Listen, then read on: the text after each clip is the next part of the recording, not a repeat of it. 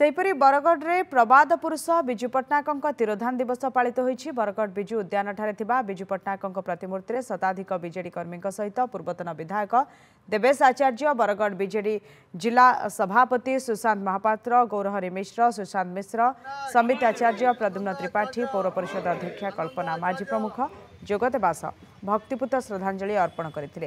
एही अवसर में रक्तदान शिविर आयोजन करा जायछि।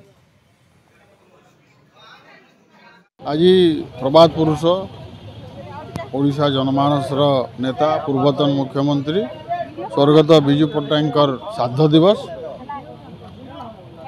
ये अवसर में मुझे आम दल तरफ बरगढ़वासी तरफ से अमर आत्मार पाखे आम श्रद्धांजलि ज्ञापन करुचु।